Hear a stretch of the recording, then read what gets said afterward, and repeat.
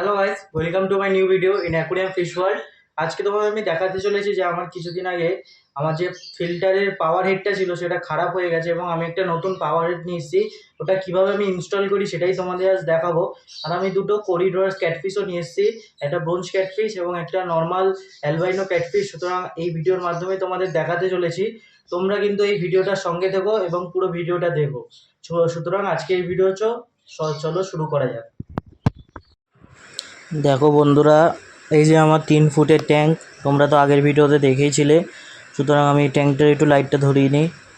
এই দেখো লাইটটা, এবং পাম্পগুলো আমি একটু বন্ধ করে নেব, কারণ ওপরে ঢাকনাটা একটু খুলবো, তো সুতরাং ওটা আমি ইনস্টল করব, অর্থাৎ পাওয়ার হেডটা আমি লাগাবো। ডান দিকে আমার যে পাওয়ার হেডটা ছিল ওটা 2 দিন আগে আমার নষ্ট হয়ে গেছে, ভিতর দিয়ে পোড়া পোড়া গন্ধ বেরোচ্ছে, ওর জন্য ওটা চলছেও না দেখছি। সুতরাং আমাকে চেঞ্জ করতেই হলো। এই যে নতুন আমার ভিনাস অ্যাকোয়ার পাওয়ার হেড, এটা 22 না কত 12 ওয়াটের পাওয়ার হেড। তোমরা দেখো, তোমরা কিন্তু এই পাওয়ার হেডটাও ব্যবহার করতে পারো। এটা ছোট পাওয়ার হেড। আমার বাঁদিকে যে পাওয়ার হেডটা আছে ওটা আমার 30 ওয়াটের পাওয়ার হেড, ওটা একটু বড় পাওয়ার হেড।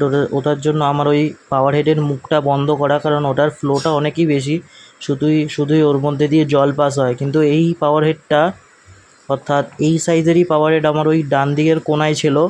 এই পাওয়ার হেডটার মুখটা অর্থাৎ ফ্লোটা চালু করা ছিল, কারণ এক পারে তো নোংরাটা যেহেতু জমা থাকবে, সুতরাং এক পার দিয়ে ফ্লো চললে অন্য পারে গিয়ে ওই পাওয়ার হেডটা কিন্তু ফিল্টার হয়ে, অর্থাৎ সেই যে সকল নোংরাগুলো ওগুলো টেনে ফিল্টার হয়ে জলটা নিচে পড়ে যাবে।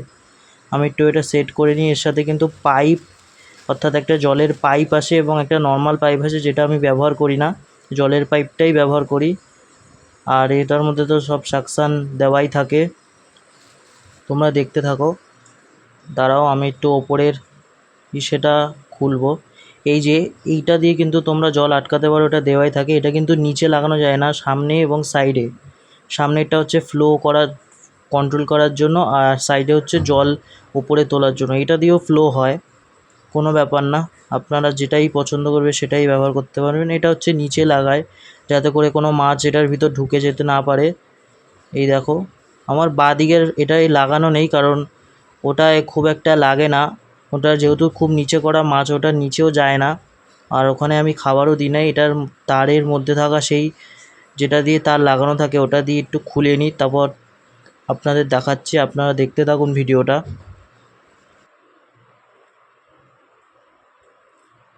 এরমভাবে কিন্তু আপনারা এর মাথাটাও কিন্তু খুলতে পারবেন। এই মাথাটা খুলেও মাঝে মাঝে আপনারা পরিষ্কার করবেন, কারণ এর মধ্যে কিন্তু অনেক ব্যাকটেরিয়া জমা হয় এবং এর মধ্যে কিন্তু শ্যাওলা পড়ে যায়। একটু হালকা টান মারলেই, আস্তে করে টান করবেন, তাহলেই কিন্তু খুলে যাবে এর মাথাটা। তারপর আপনারা কোনো রকম ব্রাশ বা কোনো স্কচ ব্রাইট দিয়ে হালকা ঘষলেই ওর মধ্যে শ্যাওলাগুলো সব উঠে জলের সাথে বেরিয়ে যাবে। এবার দেখুন, আমি কিন্তু এটা লাগাবো ফিল্টারের পাওয়ার হেডটা। একটু লাইটটা অফ করে নিই, আর লাইটটার রিফ্লেকশানে কিন্তু মাছগুলো ভয় পেয়ে যাবে। এই দেখুন, এবার তুলবো, মাছগুলো কোনায় চলে যাবে। ওরা একটু এটা তুললে ভয় পেয়ে যায়, কেন জানি না। এটা সাইডে আমি রেখে দিচ্ছি, কারণ আবার উড়ে কোথায় না কোথায় চলে যাবে। আমি কিন্তু এই ডান দিকের কোনায় এই পাওয়ার হেডটা লাগাবো এবং ফ্লোটাও কিন্তু চালু রাখবো। তার উপরে কিন্তু এই ফিল্টারটা চলে। আপনারা তো জানেন আমি কিন্তু ফিল্টার কোনো পরিষ্কার করিনি, 2 দিন ধরে যেমন ছিল ওরকমই পড়ে রয়েছে। আমি এটা পরিষ্কার করিনি, কারণ ওর মধ্যে অনেক ব্যাকটেরিয়া থাকে, ওগুলো কিন্তু মরে যাবে পরিষ্কার করলে। এই যে জলের পাইপটা আপনারা সামনেও দিতে পারেন বা সাইডেও দিতে পারেন, সাইডে দেওয়াই ভালো, তাতে দেখতে সুন্দর লাগে। আপনারা দেখতে থাকুন আমি কিভাবে সেট করছি। এবং এই সাকশানটাও কিন্তু ওই প্যাকেটেই থাকে, এটা পাইপের সাকশান। এটাকে দিয়ে আপনারা কিন্তু কাচের গায়ে পাইপটাকে সাটিয়ে রাখতে পারেন, যাতে করে পাইপটা এদিক ওদিক না হয়ে যায় এবং দেখতেও বেশ ভালোই লাগে। আপনারা দেখতে থাকুন ভিডিওটা। হ্যাঁ, এই ভিডিওটা দেখতে দেখতে আপনাদের একটু মনে করিয়ে দিই, আপনাদের যদি আমার এই ভিডিওটা ভালো লাগে তবে আমার চ্যানেলটিকে কিন্তু মোটেও সাবস্ক্রাইব করতে ভুলবেন না, এবং আমার এই ভিডিওটা কিন্তু আপনাদের ভালো লাগলে আমার এই ভিডিওটিকে লাইক, কমেন্ট এবং একটু শেয়ার করে দেবেন, যাতে করে সবাই দেখতে পারে। আমার এই আগের যে পাওয়ার হেড ছিল, ওর যে পিছনের সাকশানটা, ওটা আমি অ্যাকুরিয়ামেই রেখে দিয়েছিলাম, ভেবেছিলাম হয়তো ওইটা চলবে, অত এমনি বন্ধ হয়ে গেছে, তাই ওটা আর তোলা হয়নি। সুতরাং আপনারা দেখতে থাকুন। একটু হাতটা মুছে নিই। কারণ হাতে অনেক নোংরা ময়লা জীবাণু থাকতে পারে, সুতরাং একটু জলে দিয়েই কিন্তু হাতগুলো মুছে নেওয়া উচিত। এই যে দেখুন ওর মাথার মধ্যে হালকা ধুলো লেগেছিলো তাই মুছে নিলাম। এবার সাইডে কিন্তু আমি পাওয়ার হেডটা লাগিয়ে দেবো, আপনারা দেখতে থাকুন ভিডিওটা। আমি কিন্তু ভিডিওটা এখান থেকে একটু 2x করে দিলাম যাতে করে আপনাদের দেখতে সুবিধা হয় এবং আপনাদের যাতে সময়ও অপচয় না হয়। সুতরাং দেখতে থাকুন, আমার আর এখানে কিছু বলার নেই, দেখতে থাকুন আমার এই ভিডিওটা।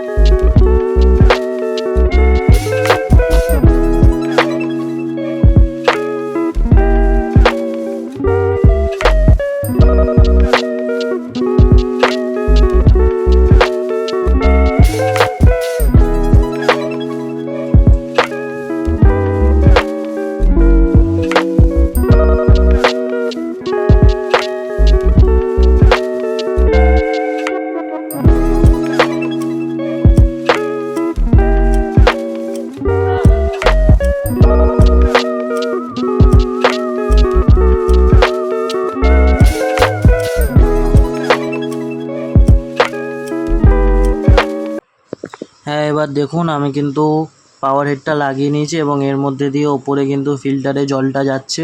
আপনাদের একটু কাছ থেকে দেখাই, এই যে দেখুন পুরো জলটাই কিন্তু যাচ্ছে এবং জলের নিচে থাকা একটা ছোট পাইপ দিয়ে কিন্তু আবার সেখান থেকে জল নিচে পড়ে যাচ্ছে। এই যে দেখুন আমি চালিয়ে দিয়েছি, এখানেও স্পঞ্জ ফিল্টারটা চলছে এবং বাঁদিকের টপ ফিল্টারটাও চলছে।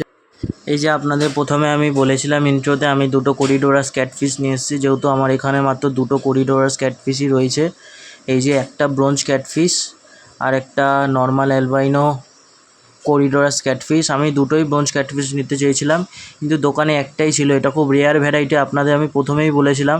সুতরাং দোকানে একটাই পড়েছিল বলে আমি একটু বড় সাইজ দেখে এইটাই বেঁচেছিল, এটাই নিয়ে এসেছি এবং অ্যালবাইনোটাও বড় সাইজই একটা নিয়ে এসেছি। এর কিন্তু মোট আমার দাম পড়েছে দুটো মিলিয়ে 70 টাকা। 70 টাকা মানে হচ্ছে 50 টাকা বড়টার জন্য আর ছোটোটার জন্য 20 টাকা।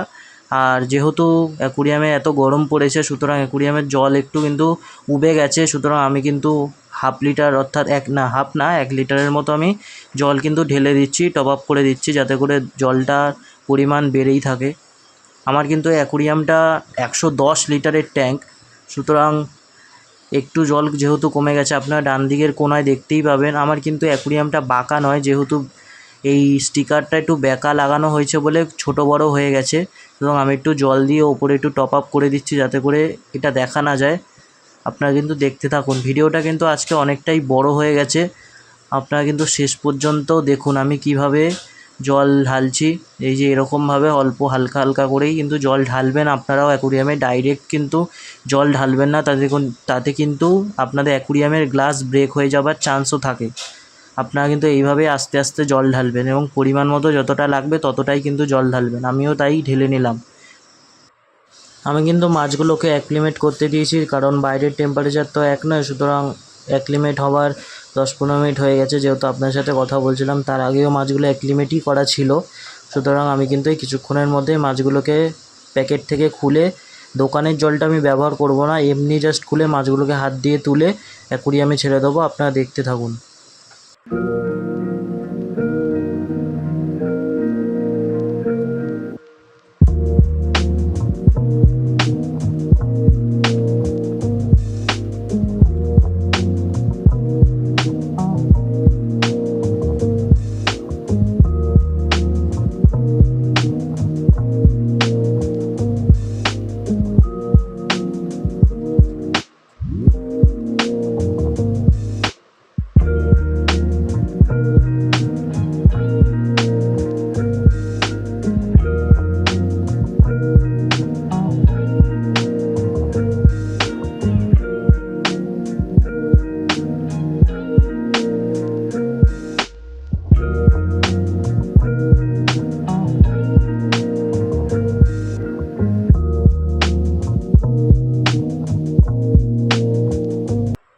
প্রায় কিন্তু 10 মিনিটের বেশি কিন্তু মাছগুলো অ্যাক্লিমেট হয়ে গেছে, সুতরাং আমি কিন্তু এবার মাছগুলোকে ছেড়ে দেবো অ্যাকুরিয়ামে, এবং দোকানের যে জলগুলো সেটা কিন্তু ব্যবহার করবো। আপনাদের একটু দেখাই মাছগুলো কেমন হয়েছে। এই যে দেখুন, ওপরে ব্রোঞ্জ ক্যাটফিশ এবং নিচে কিন্তু অ্যালবাইনো ক্যাটফিশটা হেবি লাফালাফি করছিলো। আমি ভয়তে কিন্তু ছেড়েই দিলাম ট্যাঙ্কে, এবং অ্যাকুরিয়ামের যে জলটা ছিল সেটা আমি ব্যবহার করব না, কিন্তু সেগুলো ফেলে দেবো। এটার মধ্যে কী ব্যাকটেরিয়া আছে না আছে আমি তো জানি না। তো এই জলটা আপনারাও কিন্তু কখনোই অ্যাকুরিয়ামের ট্যাঙ্কে দেবেনও না এবং ব্যবহারও করবেন না। ট্যাঙ্কের যে জল আছে সেই জলের সাথেই কিন্তু মাছকে অ্যাক্লিমেট করে তবেই ট্যাঙ্কে ছাড়বেন। আমি কিন্তু ডিপ অ্যাক্লিমেশন প্রসেস কিন্তু করলাম না, যেহেতু এটা ছোটো মাছ, অত লাগে না, এ নর্মাল টেম্পারেচারেই অ্যাক্লিমেট হয়ে যায়। সুতরাং আপনাদের করার কোনো দরকারই নেই, আপনারাও কিন্তু করতে হবে না ছোটো মাছ হলে। কিন্তু একটু যদি বড় ধরনের মাছ হয় সেটা কিন্তু আপনারা করতেই পারে, কোনো ব্যাপার না। দেখুন আমার পুরনো ব্রোঞ্জ ক্যাটফিশগুলো কত বড় বড়। এই দুটো ব্রোঞ্জ ক্যাটফিশই কিন্তু মেল ক্যাটফিশ, এবং এই যে কোনায় দুটো ব্রোঞ্জ ক্যাটফিশ এই দুটো পুরনো, আর যেটা স্পঞ্জ ফিল্টারের পিছনে কিছুক্ষণ আগে আমি দেখালাম ওটা হচ্ছে নতুন। আর সাদা বা অ্যালবাইনো যে ব্রোঞ্জ ক্যাটফিশ, অ্যালবাইনো ক্যাটফিশটা, সেটা কিন্তু ওই ড্রিফটউডের পিছনে লুকিয়ে আছে। আমি দেখাবো আপনাদের, দেখতে থাকুন ভিডিওটা। আমি কিন্তু অ্যাকুরিয়ামের লাইটটা যেহেতু ধরিয়েছি, সুতরাং ওরা একটু কিন্তু ভয় রয়েছে। আমি কিন্তু এবার লাইটটা বন্ধ করে দেবো। এই যে দেখুন, আমি ওপরে ঢাকনাটাও লাগিয়ে দিয়েছি। এটা ঢাকনা তো না, একটা নর্মাল থার্মোকল। সুতরাং এটা হচ্ছে আমার সকালের ভিডিও। সুতরাং দেখুন, ওরা সকালবেলা কিন্তু বেরিয়ে এই ড্রিফটউডের পিছনে কিন্তু দুটো একসাথেই বসে আছে, নতুন দুটো আর পুরনো দুটো। একটা ওই স্পঞ্জ ফিল্টারের পাশে, আর একটা আপনাদের দেখাচ্ছি চলুন। এই যে নতুন দুটো, একটা অ্যালবাইনো ক্যাটফিশ আর একটা ব্রোঞ্জ ক্যাটফিশ। এই যে পুরনো দুটো, একটা এই সামনে, একটা ওই স্পঞ্জের কোনায় ড্রিফটউডের পাশে। এই দুটো কিন্তু অ্যাডাল্ট সাইজ আমার কাছে আছে, আর এটা কিন্তু অল্প একটু বাচ্চা, যেটা আমি কালকে নতুন সবে নিয়ে এসেছি। আজ ভিডিওটা এখানে শেষ করলাম। আমার এই ভিডিওটা ভালো লাইক কমেন্ট শেয়ার করে দেবেন।